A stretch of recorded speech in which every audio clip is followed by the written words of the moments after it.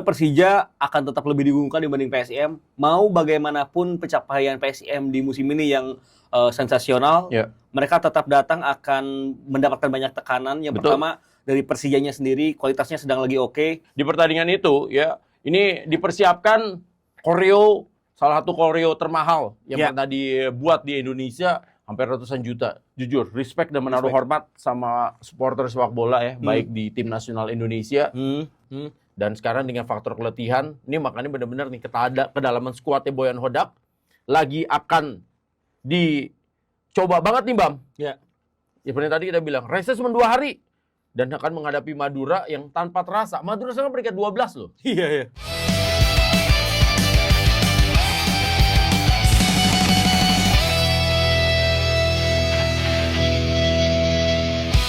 Assalamualaikum warahmatullahi wabarakatuh. Salam sejahtera buat kita semuanya. Tanpa terasa, sekarang kita masuk di episode ke-16. 16. Komentar Rensu dan Ibam. Bam. Ya. Nih kita akan membahas tentang bagaimana Super League sebelum akhirnya break ya. Sebelum akhirnya break dari SEA Games, ini adalah Super League di pekan ke-14. 14. Ya, jadi ada beberapa pertandingan yang akan kita bahas. Jadi mungkin ya, ini mungkin gitu kan. Sambil spill tipis-tipis ya di laga pekan ke-13-nya ya. Iya, betul. Jadi yang pertama adalah kan ada pertandingan antara PSBS Biak, Persija Jepara, Persija Kediri sama Semen Padang. Ini tidak bisa kita bahas karena waktunya kan lagi pas tayang ini lagi bertanding gitu kan. Nah, makanya kita akan membahas tentang pertandingan antara Bayangkara Presisi menghadapi Persebaya Surabaya dan Persija Jakarta menghadapi PSM Yogyakarta. Nah, bagi pertandingan Persija Jakarta PSM Yogyakarta, ya, ini pertandingan akan menjadi sangat menarik, Bam. Karena pertandingan akan dimainkan di Stadion Gelora Bung Karno Senayan Jakarta. Betul. Karena ini akan menjadi ulang tahun Persija. Benar. Perayaan ulang tahun Persija, Bam. Jadi ini bakalan seru banget. Karena udah lama juga loh. Persija tahun ini kayak belum pernah main ya di GBK ya? GBK belum pernah. Karena terakhir kali mereka main di Jakarta itu di JIS. Iya kan? Di JIS itu juga pekan ke-3 kalau saya yang waktu. Iya, makanya jadi main waktu main imbang tuh main di mana ya sama Malu tuh kayaknya bukan di JIS deh. Di JIS ya, itu terakhir. Iya, makanya sekarang main di GBK dalam ulang tahun Persija ke-97. Ya, terakhir main di JIS September. 97 tahun berarti. Benar, 97 tahun. Terakhir main di JIS itu September 2024 lawan Bali. Nah, dan kabarnya di pertandingan itu ya, ini dipersiapkan koreo, salah satu koreo termahal yang pernah dibuat di Indonesia, hampir ratusan juta. Dan gua nih, Bam ya, orang yang termasuk selalu amazed kalau ada pembuatan koreo dari para supporter. Iya, betul. Karena menurut gua itu effortnya luar biasa, Bang. Dan itu kadang tayangnya kan hanya berapa menit. Iya, benar. Nggak mungkin loh full 90 menit itu nggak mungkin. Mungkin. Paling lama itu 5-10 menit. Iya, 5 menit lah paling ya. 5 menit. Tapi persiapannya bisa sampai 5 hari minimal, 10 hari itu maksimal, dan uang yang dikeluarkan, tenaga yang dikeluarkan. Wah. Itu jadi puluhan, hitungannya bukan lagi belasan juta, puluhan juta itu. Makanya gua jujur, respect dan menaruh hormat sama supporter sepak bola ya, baik di tim nasional Indonesia, ya baik tadi itu ada Ultras Garuda, Legrande, dan juga para fans sepak bola di klub-klub gitu kan. Baik Germania, Bobotoh, ya kan? Bonek, Aremania, lalu juga Bobotoh. Sekarang juga Samarinda ya. Ya, Samarinda terus yang lagi rame-ramenya tuh. Superman. Ya, Superman bener, tuh di Malut, terus udah gitu juga Jetman di Persijap. Itu ngeluarin biaya yang besar banget. Dan itu gue salut, Bang. Serius. Sebelum kita bahas tentang itu, tapi izinkanlah gue untuk menaruh respect sama para supporter sepak bola. Salam juga ya buat teman-teman Jermania yang bakal merayakan ulang tahun Persijanya juga, betul. Berarti memang di tahun ini momentumnya juga, karena Persija juga lagi mulai stabil. Lagi naik. Dan berarti kan sekarang mendekati Borneo FC kan, dengan kemenangan yang mereka dapatkan kemarin. Berarti secara langsung sekarang tinggal berapa, Bang? 7 poin dari Borneo FC. Dan feeling gue emang kayaknya untuk sisa musim ini udah mulai kepetain. 4 tim teratas inilah yang bakal terus bersaing hingga akhir ya. Berarti termasuk PSM Yogyakarta dong? Iya. Makanya ini super big match dong ini, Persija PSM gue masih akan lihat di Februari nanti. Kalau dia rekrutan di window transfer keduanya bagus dan dia bisa fight, itu mungkin bisa terus seperti ini. Tapi kalau misal agak miss di situ, ya siap-siap aja PSM juga mulai Salib sama Malut. sama beberapa tim di bawah. Jadi Malut lah yang paling potensial ini ya Malut. Borneo, Malut, Persija, Persib itu bakal tetap sampai akhir bakal fight terus. Udah kelihatan lah. Jadi kan sekarang ini kan kita sudah masuk di pekan ke 14. Otomatis kan ini udah sepertiga jalan, Bang. Ya udah mulai kebaca lah. Udah kepetain ya. Tim-tim yang akan jalur juara, tim-tim yang nanti hingga pekan ke-31, 32, 33, 34 pada nggak bisa tidur, itu udah kebaca. Ya, ada tim yang mulai kayaknya ini struggling di bawah, ada yang ngincer piala Intertoto doang gitu kan. Betul. Intertoto. Orang lama banget ngomong Intertoto. Sekarang ngomongnya Conference League. Udah bukan Intertoto lagi. Tapi ya memang hal itu yang terjadi. Jadi menurut gua, Persija Jakarta sekarang tentunya menjadi kontender gitu kan bersama dengan Persib Bandung untuk Borneo FC Samarinda yang pemegang rekor 11 kali tidak terkalahkan dan walaupun kemarin juga menangnya dramatis banget gitu, tapi membuktikan bahwa mereka memang materi pemainnya solid banget gitu ya. Dan kita nggak bahas soal drama wasitnya kan, nanti kalau bahas yang soal itu nanti satu segmen lagi tuh habis tuh selesai. Nah, dan gue sih menghindari ini ya karena teman-teman juga yang nonton kan tahu gue dari mana gitu. Kesannya gue bakal nyerang satu tim, enggak, karena ya makanya gue menghindari itu aja. Karena banyak kok wasit-wasit yang nggak perform di pekan ke-13, nggak cuma wasit Borneo, nggak cuma wasit Persija lawan Persik gitu. Ada beberapa lain juga. Bahkan kalau harus juga wasit yang mimpin Persib juga masih agak wadidaw gitu kan. Jadi emang itu mah udah jadi masalah umum sih. Masalah umum ya. Cuma siapa wasit Rio Permana Putra yang kemarin gua rasa sih dia firm itu keputusannya.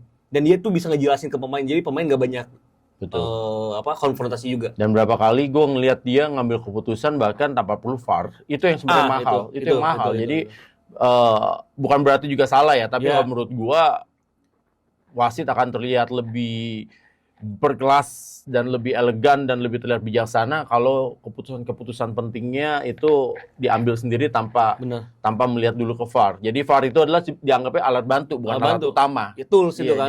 Jangan kebalikan. Jangan malah VAR itu dianggapnya sebagai alat utama, wasitnya jadi malah merasa tenang aja ada VAR ini, nanti gue gitu aja. Ya itu sedikit lah. Habis sekarang kita membahas tentang Persija menghadapi PSM Yogyakarta. Ini pertanyaan kan bermain di GBK dan kalian tahu ya kalau Persija main di GBK tuh biasanya nuansanya luar biasa, magis. Dan kabarnya 50.000 tiket akan dilepas. Ya, jadi itu berarti hampir sekitar 70% kapasitas. Berarti tribun atas juga dibuka ya? Iya, kurang lebih 50.000 tiket dan ini udah lama Persija nggak main seperti ini dan akan menghadapi PSM Yogyakarta yang sekarang jadi kuda hitam sebagai tim juara Liga 2 ya. Dan sekarang mereka tim paling solid kalau menurut gua. Karena memang mereka sangat transfer window-nya itu bagus. Ya, squad building-nya bagus. Building-nya bagus sampai saat ini, makanya nggak heran kalau mereka 5 laga terakhir dapat 3 kali kemenangan, 1 kali seri dan hanya 1 kali kalah. Ini buat tim sekelas Liga 2 yang promosi bagus banget. Memang ini tim proper dari segi manajemen, dari segi penunjukan pelatih dan stafnya, dari segi penunjukan pemain-pemain yang direkrut ketika awal musim ini menunjukkan kalau PSM sudah punya plan bagus untuk musim ini. Jadi gue sih nggak terlalu heran kalau dia ada di posisi sekarang gitu. Iya. Ya kalau Persija sempat ada struggling tapi ya roots-nya pemainnya jago-jago dan roots-nya Marcelo Souza sebagai pelatih juga pelatih yang tahu caranya mengeluarkan tim dari tekanan gitu. Jadi gua rasa sih ngebuat laga nanti bakal ini seru banget itu. Ya, kita bahas tentang Persija Jakarta di mana 5 pertandingan tidak terkalahkan. Benar. Ini menandakan bagaimana mereka luar biasa, padahal di satu sisi mereka kehilangan Gustavo Almeida dan Rio Matsumura yang masih belum bisa main gitu kan. Dan di pertandingan terakhir mereka juga bahkan tidak diperkuat Jordi Amat sama Dembele juga, Alano. Iya kan? Tapi ternyata mereka masih bisa menang walaupun walaupun ada karena faktor pemain lawan kena kartu merah dan hujan. Iya, kena kartu merah. Hujan kena kartu merah dan soal hujannya nanti itu akan gue bahas sendiri tuh karena kemarin banyak yang gemes gitu loh. Ya kan penanganannya agak sedikit lambat ya. Nanti akan gue bahas khusus lah. Jadi karena ya sedikit banyak gue punya pengalaman sebagai panpel jadi gue tahu nanti kondisi seperti apa. Tapi yang jelas kena kartu merah yang diderita oleh Telmo itu langsung merubah permainan dan kepintarannya juga adalah dari pelatih Mauricio Sousa juga berhasil keluar dari kondisi ya kita nggak bisa bilang bahwa karena itu aja, tapi memang juga karena Mauricio Sousa dan Persijanya juga bagus. Dan kalau lo lihat itu gol pertama yang dicetak sama Exol ya, umpannya asisnya Witan sih, itu kan bola-bola satu sentuhan itu yang bola-bola satu sentuhan. Kalau football IQ-nya nggak tinggi ya susah itu. Lihat gol itu jadi ingat prime-nya David Silva ke Aguero. Ya kan, bagaimana sebenarnya juga di laga tersebut emang kartu merah berpengaruh tuh. Cuman gue ngerasa juga Persik Kediri agak terlalu naif gitu. Dengan lu udah kekurangan satu pemain dan hanya 10 pemain yang tampil, lu terlalu paksa garis pertahanan lu nggak rendah gitu. Jadi agak tinggi kan. Ya agak tinggi lawan Persija yang lagi on fire jadi makanan empuk gitu. Mungkin Persik Kediri juga ingin memaksakan ada 3 poin didapatkan, tapi kan lu lupa yang lu hadapi itu Persija, dan Persija di laga tersebut benar-benar bisa mancing para pemain Persik untuk keluar dari zona pertahanannya. Dan sayangnya cover para pemain Persik itu nggak berjalan di laga tersebut. Hand berat, terus siapa Kiko ya, backnya juga, maksudnya dia cuma sendirian, nggak ada partner yang oke. Lushao juga agak shaky gitu, di kiri juga sama, dan itu benar-benar dimanfaatin oleh Witan yang nampaknya rebound. Witan sempat lama nggak dapat kesempatan main, tapi sekalinya dapat kesempatan main dia ngebuktiin dia pemain yang pinter. Tidak mudah dalam kondisi bola mantul, perannya langsung akurat ke Exel, dan walaupun Exel sempat miss di momen sebelumnya ya, ada peluang yang dia gagal buat gol, tapi mental dia bagus. Dia nggak drop, justru dia tetap pede dan tetap lapar, akhirnya dia bisa cetak gol yang ya itu dingin banget, itu striker banget itu. Jadi gue sempat ngomong juga ketika di live, gue bilang kan, ketika pertandingan sebelumnya ketika berhasil mengalahkan Arema, iya kan, si Exel cosplay sebagai Babang Pamungkas. Benar. Karena 2 kali menang heading dan 2 kali gol. Dan di pertandingan kemarin cosplay sebagai Aliudin. Menang sprint, terus finishingnya tuh boleh dibilang nggak smooth banget. Kan Aliudin kayak gitu kan dulu gitu loh. Finishingnya tuh nggak smooth banget, dribbling bolanya juga nggak rapi segala macem, tapi gol. Dan itu Aliudin banget tuh kemarin. Yang ngebedain Exel dengan striker lain atau pemain lain yang ada di Indonesia itu adalah kelihatan kalau mana pemain yang pinter, mana yang enggak. Kalau yang pinter itu pas nendang bolanya nggak ke arah kiper. Exel tuh kayak gitu. Exel nendangnya ke area kosong yang nggak ke kawal sama kiper. Nah kan kalau kebanyakan pemain Indonesia karena nunduk lihat bola, bisa nendangnya ke arah kiper. Emang kadang-kadang jadi gol, tapi nggak banyak. Jadi peluangnya bisa diblok sama kiper. Dan dia tuh naruh bola di tiang 1 ya, tiang dekat. Tiang dekat. Leonardo-nya badannya udah agak doyong ke kanan. Doyong kanan, bener. Tiba-tiba boleh ke sana. Ya, untuk sekelas Leonardo yang beratnya badannya di atas 190 cm untuk balikin lagi susah badan gitu loh. Dan Leonardo Faccio kan bukan kiper jelek, dia kiper bagus juga. Bagus, Leonardo bagus. Cuman Exel bisa screening dulu nih. Akhirnya dia bisa nempatin bola di area yang nggak mungkin terjangkau gitu. Betul. Walaupun emang nggak tinggi, tapi kan bolanya udah si Leonardo Faccio udah mati langkah itu. Jadi memang gua ngelihat juga keberanian Mauricio Sousa untuk tidak memainkan Gustavo Franca ya. Ya, di pertandingan kemarin. Itu berarti juga, kemarin mainnya kan berarti pakai Witan lagi main di kanan. Witan kanan. Maxwell yang main free roll. Dan itu menurut gua di luar dugaan loh. Gua berpikir kan Maxwell akan main di kiri, lalu juga Witan di tengah, di sayap kanannya mungkin akan dimainin siapa gitu kan. Ternyata malah dimainin Arli kan, yang dimainin di kiri gitu. Dan Arli itu untuk pertama kalinya kemarin main full loh. Ya, benar. Dia main full dan itu luar biasa menurut gua gitu. Dan bahkan mentalnya udah mulai kebentuk lah. Dan contoh salah satu faktor kita bisa menilai kalau Mauricio Sousa juga pelatih yang oke adalah itu lebih memilih pemain yang perform dibanding label nama besar. Ya, karena kan kalau pelatih yang nggak tahu tim itu, yang nggak mengenal kondisi tim, biasanya yang penting pemain asing deh mainin. Kalau ini kan nggak. Ketika lu nggak bisa mainin Alano, gue butuh pemain yang juga kreatif tapi cepat, yang bisa ngerusak konsentrasi bek lawan, yang dimainin Arli, dan Arli oke banget. Ini ngebuat ya itu Maxwell jadi free roll dan double pivotnya seperti yang kita pernah bahas berkali-kali ya. Betul. Kalau Van Basten sama Fabio ini udah jadi jaminan karena dua-duanya bisa sirkulasi bola. Makanya serangan Persija di laga lawan Persik Kediri itu bisa nyebar ke segala area, bisa di kanan, kiri, bisa ke tengah. Dan permainannya sangat vertikal sih, gue suka itu. Gue suka. Nah itu dia.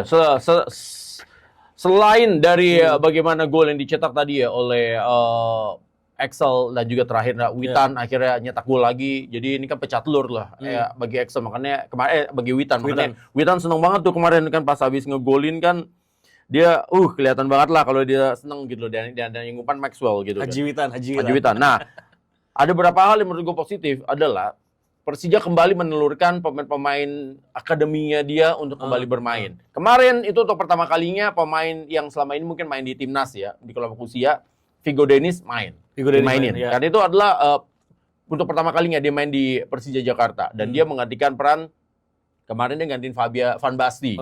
Ya, Fabio nggak diganti karena Fabio emang luar biasa banget tuh kemarin penampilannya. Van Basten udah agak kecapean sih. Udah agak kecapean karena memang ya iyalah itu main bola ya itu main bola dari kering basah. Lu nunggu berapa menit itu? Dangdutan dulu. Nah, ini dia nanti akan gue bahas lagi soal dangdutan ya. Jadi banyak juga yang pada bercerita. Nah, nih nanti terus ada lagi satu lagi pemain yang dimain lagi Alwi Fadila sama Aditya Warman. Alwi Fadila mungkin ini juga pecah telur kalau Aditya Warman udah pernah dimainin. Benar. Jadi ini menandakan bahwa Persija memang salah satu tim dengan akademi ya, youth development-nya ya yang luar biasa lah di Indonesia, selain Borneo, selain juga Persebaya, Persib juga APC. Iya. Tapi sebenarnya ya kalau gua menganalogikan Persija ini Barcelona banget. Kenapa? Karena akademinya itu kayak La Masia gitu. Nggak habis-habis pemain muda kayak muncul. Persebaya juga lah. Persebaya kemarin tuh udah main di Mas Wicaksono, Mas Adida loh. Itu pemain jago juga itu. Gue setuju juga. Cuman emang secara kuantiti untuk siap bertanding di level nasional, itu Persija tuh terlalu masif sih. Ya, karena kan itu terbukti di timnas kelompok usia Persija semua isinya pemainnya. Yang sekarang aja yang udah mulai jadi inti, Rio Fahmi, Doni Tri Pamungkas, itu Persija semua gitu. Dan dia levelnya udah yang langsung siap pakai gitu. Itu Barcelona banget. Nah, Persib itu agak-agak Real Madrid gitu. Pemain muda yang naik ke tim utamanya nggak banyak, tapi sekalinya masuk dan bisa tembus spesial. Febri, tetap El Clasico gitu. Tetap El Clasico. Nah. Jadi itu analogi yang receh lah dari gue. Tapi itu jadi apresiasi kan. Terlepas emang juga kita perlu ngebahas kalau akademi di Indonesia kan, lu juga tadi udah mention Persebaya bagus, bahkan PSIS Semarang yang timnya sekarang lagi struggling di Liga 2 juga. Youth development sebenarnya bagus banget. Persita gitu. Juga loh. Persita tuh youth development bagus banget. Iya, betul. Persita bahkan ya jebolan-jebolannya sekarang udah mulai nyebar lagi tuh di Reza Sudin aja di PSIM kan. Iya, makanya itu dia. Jadi makanya bagus. Nah, ini bicara soal kemarin nih, kenapa itu dangdutan. Jadi sebenarnya gini ya. Daripada kita ngeliatin orang nguras lapangan, iya kan bener 30 menit. Lu ngeliatin orang nguras lapangan, iya kan lebih 1 jam. Itu total itu kemarin itu tertunda 1 jam 20 menit. Ya kalau di luar negeri ini balik lagi kan. Kalau di luar negeri ya 2 kali 30 menit nggak bisa dilanjutin udah selesai. Pertandingan dilanjutin besok atau kapan. Kalau di Indonesia tuh nggak mungkin hal itu dilakukan. Kenapa? Ditungguin. Sampai jam 2 pagi juga ditungguin. Kenapa? Kan itu berhubungan dengan tiket pesawat. Lalu juga dengan nyewa lapangan lagi, sama nyewa hotel. Klub-klub itu akhirnya udahlah kita tungguin aja jam 2 pagi sampai pemainnya itu sampai pemainnya mengkerut ya, menciut ya kan. Itu ya tetap akan dimainin. Nah, terus gitu kemarin. Untungnya ya, ini lagi-lagi gue bilang ya. Ini kan gue udah berkali-kali lah ngerasain siaran-siaran langsung di TV-TV di Indonesia semua segala macam. Itu dikasih dangdut itu malah sebenarnya harus bersyukur penonton. Itu juga nolong juga buat presenter komentatornya. Daripada lu ngomong gak jelas. Ya dong, lu masa komentarin orang nguras air yang slow-mo gitu ya. Ya kan sampai penonton aduh pengen banget gue ngebantuin ya. Emang iya gitu. Karena menurut gue itu kemarin kondisinya adalah Panpele kurang sigap. Gitu loh. Ya kan harusnya emang waktu itu kemarin itu kan Panpele pakai Panpele lokal karena Persijanya Bung Ferry pasti hanya supervisi doang, karena kan mainnya di Stadion Manahan. Nah itu, ya mendingan dikasih dangdut ya dong, jadi hiburan. Penonton langsung bilang, wah ini kok enggak ada ya. Itu memang kalau di Indosiar, gue bukan ngebela Indosiar, tapi memang di Indosiar itu kalau pertandingan yang agak-agak tertunda gitu, biasanya tuh diganti dengan pertandingan lain, atau dikasih dangdut, itu menurut gue lebih baik. Dan pasti akan disiarin lagi, nggak mungkin nggak. Indosiar pasti akan nyarin lagi, nggak mungkin nggak, gitu loh. Dan akhirnya kan disiarin lagi.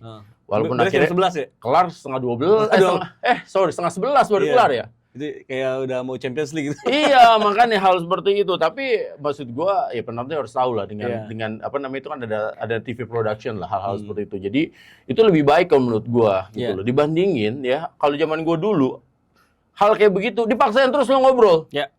1,5 jam lo ngobrol udah kayak podcast begini, Bam. Bener.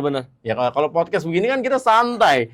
Nggak Banyak yang apa, bisa dibahas ya. ya sambil duduk, bisa sambil minum, sambil bercanda-bercanda. Kalau di sana kan lo harus jaga terus TV nasional. Beda itu dia. Kan itu gue bilang, gue ceritain lah. Gue buka-buka lah di sini semua hal-hal yang kayak gitu-gitu. Nah, makanya teman-teman netizen juga harus tahu gitu. Jangan langsung, wah ini kurang ajar lah ya. Enggak lah, itu semua udah dipikirin lah kayak gitu. Dan tim mau nggak mau memang harus dipaksa main terus gitu loh ya. Dan ya ini yang ngebuat akhirnya balik lagi ke pembahasan Persija lawan PSIM. Sebenarnya Persija akan tetap lebih diunggulkan dibanding PSIM. Mau bagaimanapun pencapaian PSIM di musim ini yang sensasional, mereka tetap datang akan mendapatkan banyak tekanan. Yang pertama dari Persijanya sendiri, kualitasnya sedang lagi oke. Kayaknya Alano udah bisa balik ya. Udah, karena dia udah 2 kali nggak main. 2 kali ya. Harusnya bisa main. Dan itu bakal jadi adisi yang luar biasa. Maxwell kemungkinan juga Witan akan lagi geser ke bangku cadangan. Tapi dengan performa Arli kayak kemarin sih, Arli sangat mungkin kan kalau lagi-lagi ada di line up gitu kan. Gua ngerasa juga double pivot Persija masih jadi kekuatan utama untuk ngebuat Persija bisa main direct dan bisa nyerang dari segala sisi.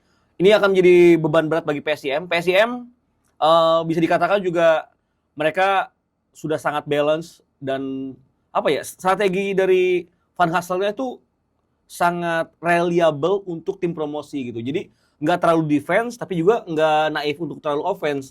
Karena kalau terlalu offense ya pasti banyak jadi makanan empuk. Ya, tapi kalau terlalu defense juga bisa membuat lawan bisa mengembangkan permainan. Nah, PSIM nggak kayak gitu dan itu yang akan jadi dinamikanya. Tapi harus lo ingat juga di pertandingan besok itu Cahya Supriyadi akan kembali menghadapi mantan timnya. Jadi ini pemain yang lagi on fire. Ya, main menghadapi mantan timnya dan keputusan Cahya Supriyadi keluar dari Persija kan menurut gue itu keputusan yang bagus kan. Bagus. Akhirnya dia sekarang menemukan menit bermain luar biasa dan sekarang menghadapi mantan timnya. Nah, ini kita lihat. Tapi gue sih yakin ya. Ini kebetulan Cahya temen saya. Iya kan? Minta jersey, Cah. Iya, Cahya Karawang ya kan. Tapi dan menurut gua ya Cahya ini mau lu suka nggak suka cinta pertamanya pasti Persija. Ini kita ngomong cinta pertama loh ya. Cinta pertama pasti Persija.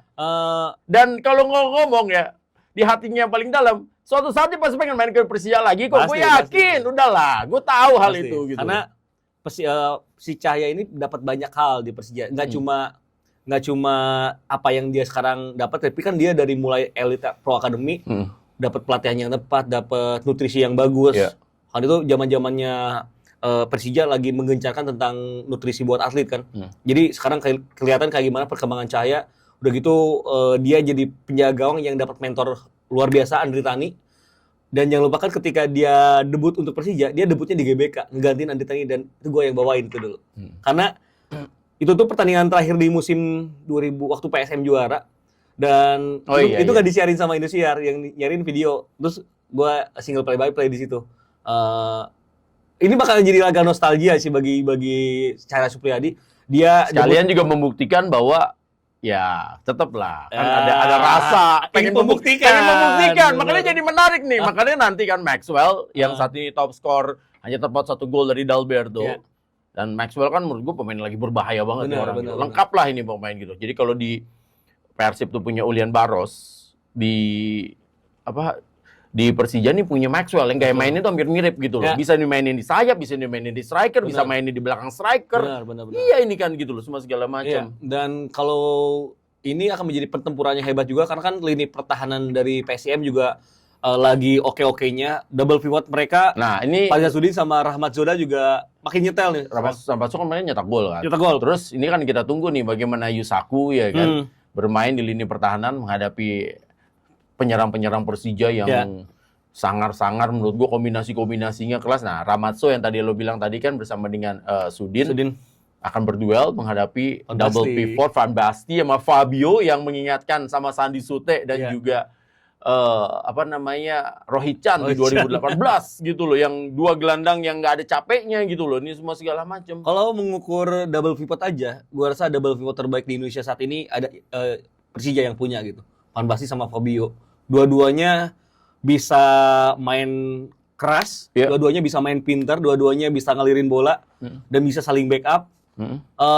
Mereka juga sangat piawai untuk nyari second ball di lapangan tengah. Jadi ngebuat Persija bisa meretain serangan. Ini akan menjadi masalah besar karena kemarin tuh yang Madera duetnya sama Mingo ya, Franco Mingo ya, sama Mingo. Nah, gue jujur ya, PSIM ini udah ketemu Persib, tapi Persibnya dulu belum nyetel gitu. Nah ini dia bakal dapat challenge karena ketemu Persija yang sudah nyetel. Itu bakal beda dinamikanya.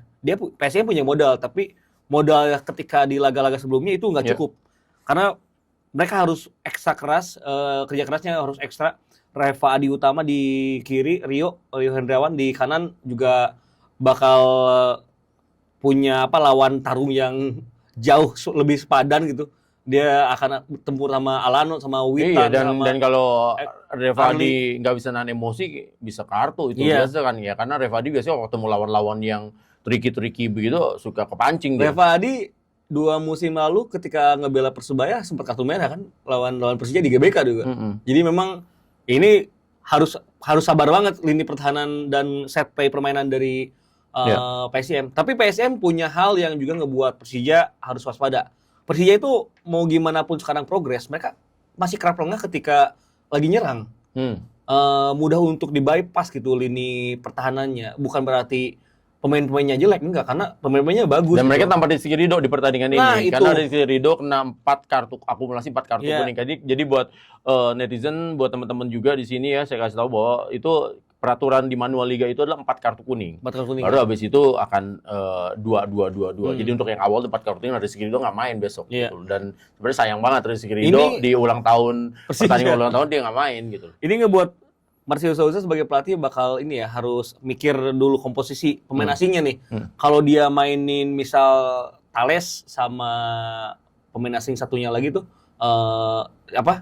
Siapa? Si kiri tuh Cardoso. Alan Cardoso itu artinya mungkin kipernya bisa jadi Aditani gitu. Jadi bakal ada bongkar pasang pemain asingnya supaya kuotanya nggak lebih gitu. Nah, itu dia. Sementara kalau misalnya ditanya prediksi, Bang. Persija Jakarta di hari ulang tahun ke-97, perayaan ulang tahun ke-97 menghadapi PSM Yogyakarta yang lagi on fire. Bahkan menurut gue nih salah satu kuda hitam. Menurut lo prediksi? Kemarin kan kita prediksi PSM Bayangkara salah ya, karena PSM menang ternyata. Gua prediksinya draw. Kayaknya sekarang Persija bakal tetap menang sih, tapi PSM bisa cetak gol. Betul, karena mungkin ini bagi 2-1 atau 3-1 lah. Iya, karena Persija ini harus menyimpan poin karena lawan-lawan berikutnya juga kuat-kuat ya. Habis ini mereka tuh akan menghadapi Bayangkara, ya kan? Habis ketemu Bayangkara, dia habis itu ketemu sama PSIM. Habis ketemu PSIM terakhir lawan Persib Bandung tuh tanggal 11. Jadi memang ini 11 Januari. Jadi emang ini ngebuat akhirnya Persija juga ingin mempertahankan momentum untuk berada tetap di 4 besar ya. Karena bahaya banget. Selisih sama Persib udah mulai ketat banget. Dan Persib punya 2 pertandingan yang Persib, bisa dimainin nanti di bulan Desember. Persib 22 poin, Persija 26. Jadi memang mau nggak mau ini ada pressure bagi Persija untuk mendapatkan kemenangan di laga ini. Nah itu dia makanya tadi 2-1 prediksi dari 2-1 prediksi dari Ibam mengalahkan PSM Yogyakarta untuk Persija menghadapi PSIM. Ya, kita lanjut sekarang ke pertandingan berikutnya lagi, Bam. Jadi ini masih sangat menarik untuk membahas pertandingan berikutnya, yaitu adalah pertandingan antara Madura United menghadapi Persib Bandung. Jadi Madura semenjak ditangani sama pelatih baru, itu mainnya menurut gue bagus. Kemarin tuh Borneo tuh benar-benar kerepotan menghadapi Madura. Beberapa pemainnya menurut gue tampil solid ya. Jordi Warman juga tampil solid, lalu juga Balotelli juga di depan juga solid, Karim Palic juga, lalu backnya mereka itu ya kan Montero. Itu Borneo benar-benar kesulitan loh. Main home itu hampir kalah loh. Kalau penaltinya nggak ditahan Nadeo mah selesai itu kemarin itu. Nggak mungkin juga bisa bounce back akhirnya ngegolin ya kan. Borneo 4 lagi ya? Iya, makanya menurut gue Madura nih semenjak ditanganin sama pelatih Carlos Pereira. Iya, ini pelatih baru, ini bagus ini. Akan bisa menjadi lawan yang tidak mudah bagi Persib Bandung. Dan mainnya kan di Madura kan? Mainnya di Madura. Kondisinya Persib baru aja main setelah lawan LCS. Jadi untuk restnya 2 hari loh. Karena main Minggu. Iya dong. Main Minggu. Di sana main Rabu. Main Rabu ya, jadi makanya. Kamis baru nyampe Indonesia mungkin. Iya, restnya itu 2 hari cuman. Terus harus Sabtu udah OT. Iya, udah official training di sana ya. Jadi emang agak berat sebenarnya buat Persib sendiri. Harus benar-benar nge-maintain energi dan stamina para pemainnya.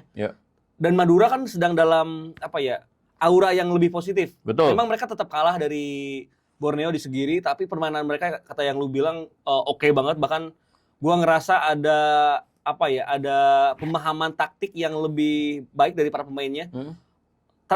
Carlos Pereira ini tidak membuat taktik yang ribet, justru taktiknya simpel.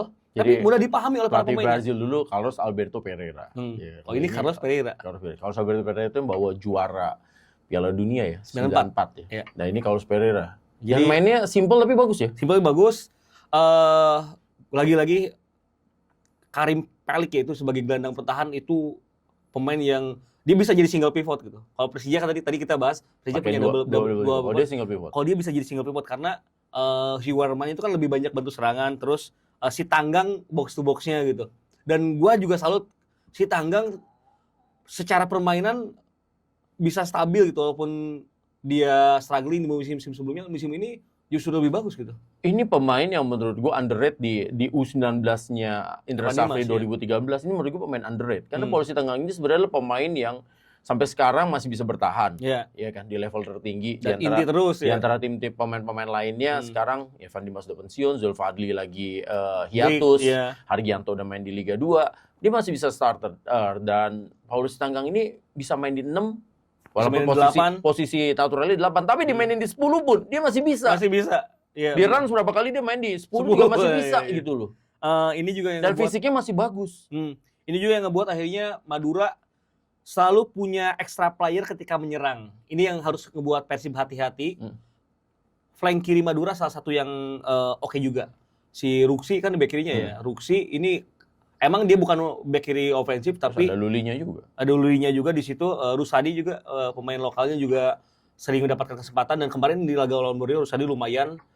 Balotelli sama Aji Kusuma, ya ini striker yang fighter lah gitu. Dia bukan yang stay di depan. Akan bahaya untuk bisa menciptakan pelanggaran di setiap lawan yang dihadapi oleh Madura. Ini fullback kanan kiri Persib harus hati-hati aja, karena rentan akan ada banyak pelanggaran dengan kecepatan Balotelli, Aji Kusuma sama Lulinya. Ya, jadi Persib Bandung pernah bermain tanpa Barba, pernah bermain juga tanpa Lucho. Betul. Sekarang berarti akan bermain tanpa Beckham. Ya, benar. Ya. Lalu juga pernah berapa kali kondisi juga mereka nggak boleh dibilang nggak full tim. Dan sekarang dengan faktor keletihan, ini makanya benar-benar nih kedalaman skuadnya Boyan Hodak lagi akan dicoba banget nih, Bam. Ya. Ya seperti tadi kita bilang, reses cuma 2 hari.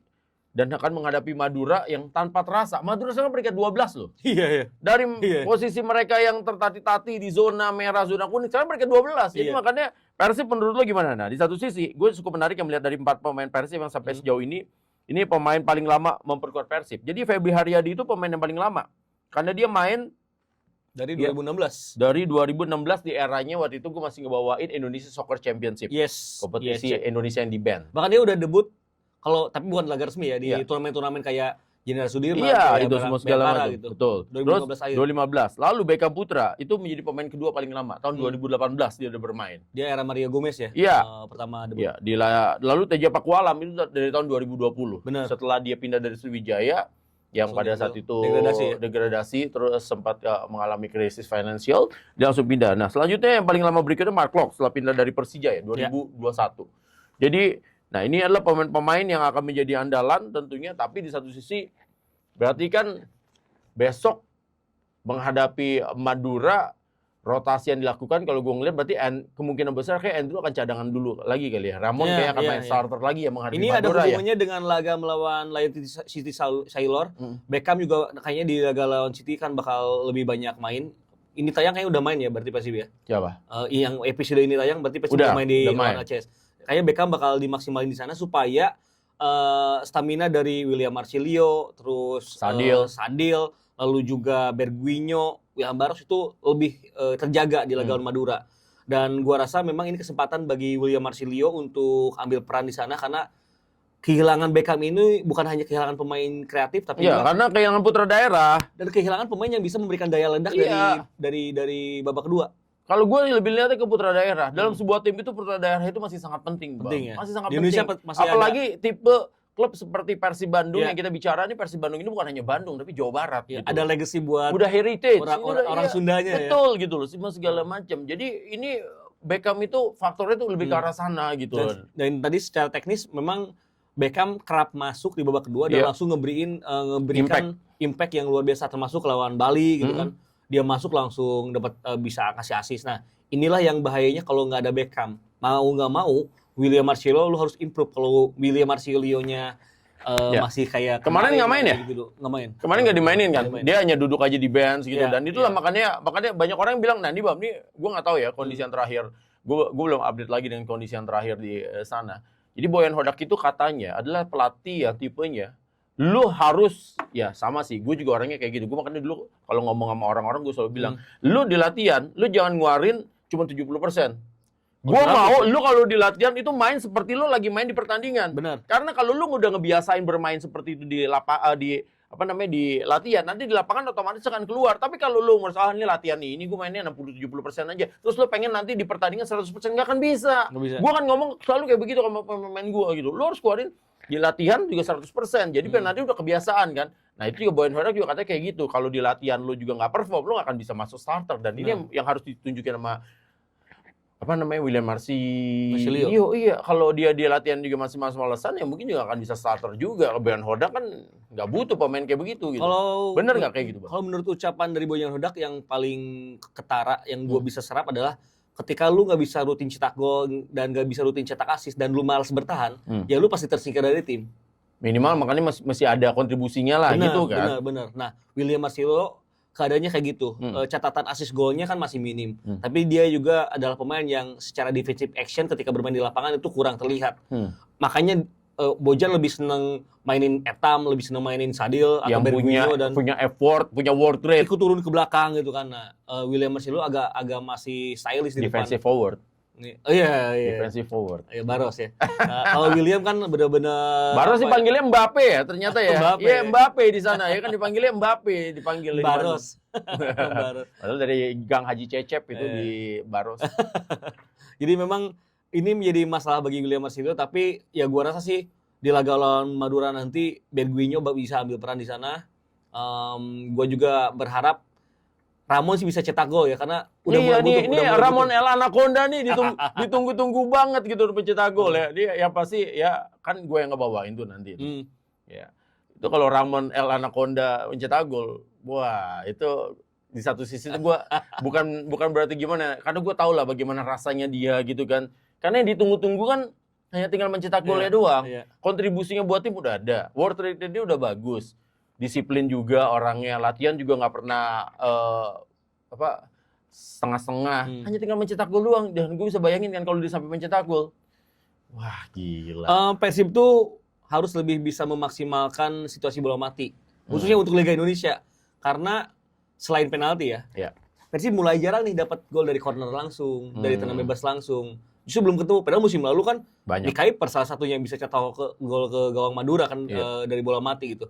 Nah ini Persib harus mulai nemuin lagi karena Madura dengan Carlos Pereira mungkin akan keluar menyerang. Kalau Persib bisa mencari kelengahan dan Persib nggak kalah di tengah, feeling gue makhluk bakal tetap main. Dan kalau lawan LCS yang main Lucho, berarti Tom Hayo bakal main. Tapi kalau yang mainnya Tom Hayo, Lucho bakal main lebih lama. Ini final 2023 ya?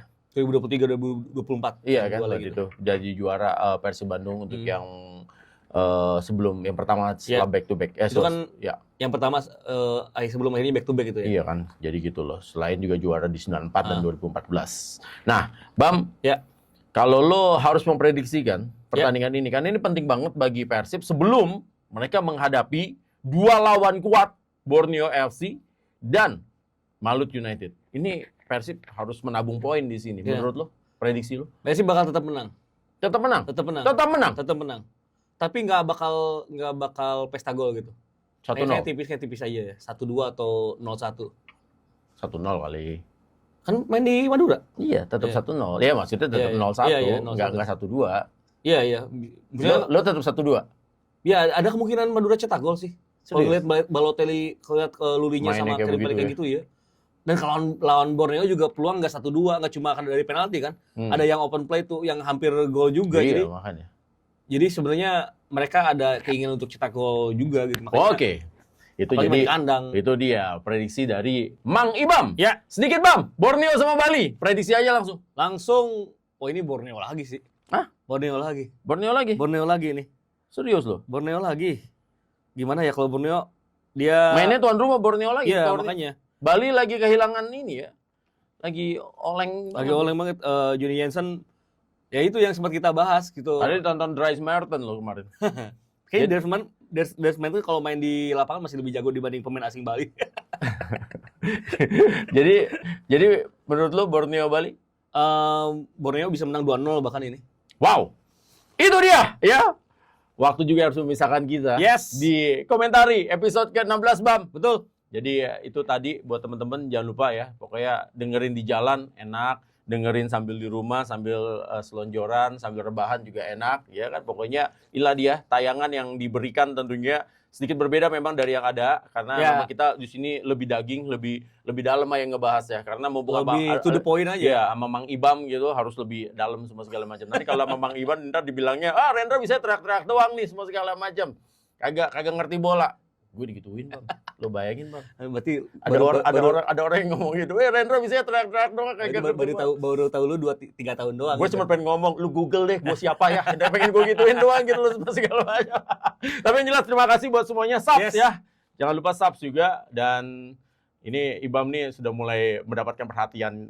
Racing Star nih udah mulai banyak diundang-undang. Alhamdulillah gue senang lah. Tapi kalau diambil jangan dulu karena Ibam masih menjadi milik dari